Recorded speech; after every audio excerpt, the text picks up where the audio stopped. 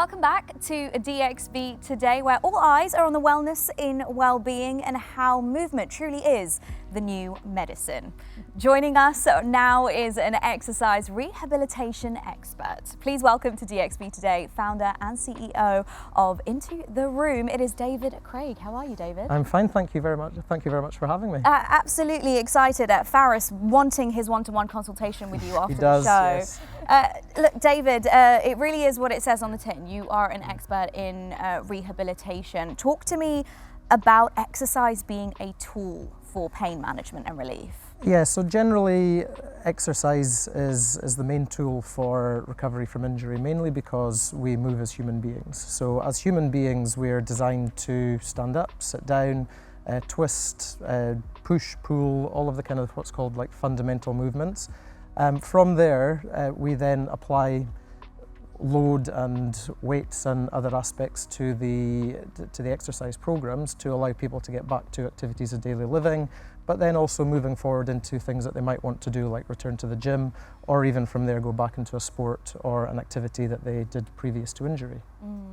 And can you tell me about the pain management specifically? Because arguably when you are in pain already because of a physical injury or a condition of some sort, and you're already in pain, but then to exercise, to go to push through the pain, tell us how people can actually do that. Yeah, so in many cases it's stripping it all the way back to those basics of movements. If you were to go back into doing something that you were doing before that maybe caused an injury, it's very likely that that is going to bring on pain. So bringing all the way back to, as I said before, those fundamental movements, whether that's just a general leg bend or a way to increase your cardiovascular output, so getting the blood flow through the muscles, help to recover the muscles quicker. So as Ali actually mentioned earlier on, everything's connected to the neural system. So when you then have areas of damage or areas of limitation, you then have to recruit more neural fibers or muscle fibers through the neural system to allow compensation of that movement to happen.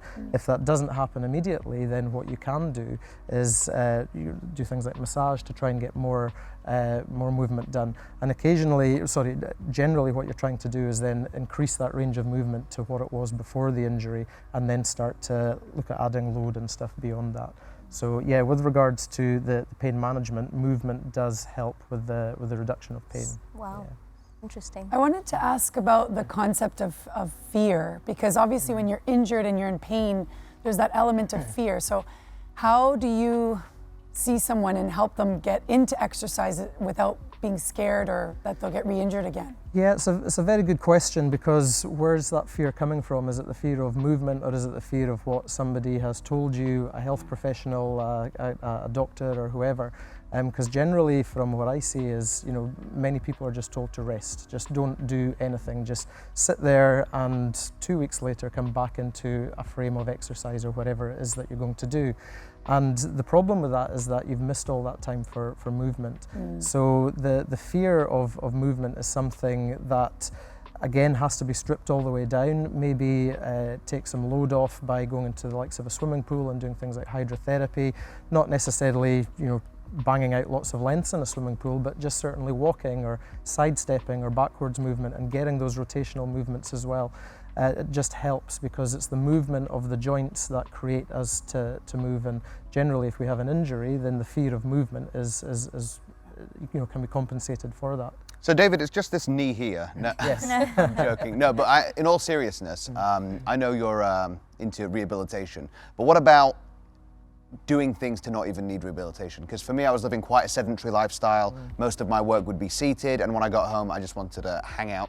And then suddenly, I started going to the gym. Suddenly, I went to Indonesia. I climbed a volcano, which was way beyond my skill limit. And I think ever since then, I've been having trouble with my knee. Is there things I should have done, or people should do, before they get into exercising to not get injured in the first place? Yeah, I mean, things like confidence, you need to practice, do, and get into that cycle of consistency, I think is the right word to use there. But it's not just about, the consistency as well, it's about the quality of the movement.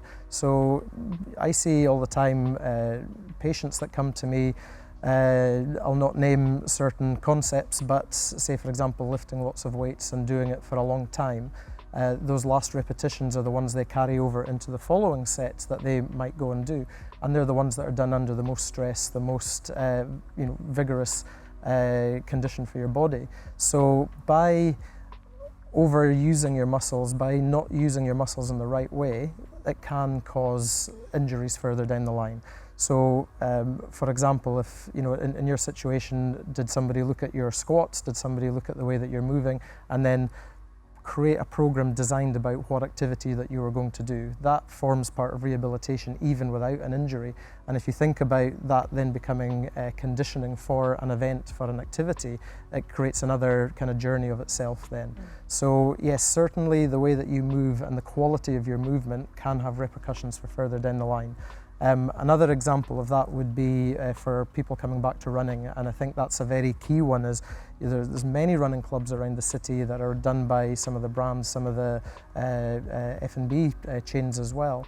And what they're doing is they're doing the right thing by getting people to move. That first and foremost is the fundamental importance of that. However, when you look and you analyse people running and say you put 10 of them across a line and you watched each one of them, everyone would have a different running gait, and part of that is how you move. So why are they doing that? And I always question myself, why are they running like that? What has been their condition? Have they sat down for a long time? Have they just come from the office? Have they been stuck in traffic? Have they done a big set in the gym the night before and they're really, really stiff and then they're going to run? Because we're talking about earlier on about 10,000 steps as a prerequisite really for life and movement.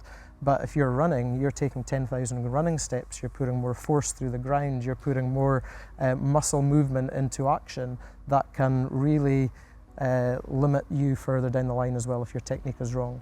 So what I do, and certainly my team are doing, is we're going to have a big aspect of running re-education to show people it's not just about getting onto a treadmill and going as fast as you can for as long as you can. It's actually how your efficiency kicks into to your running gait as well.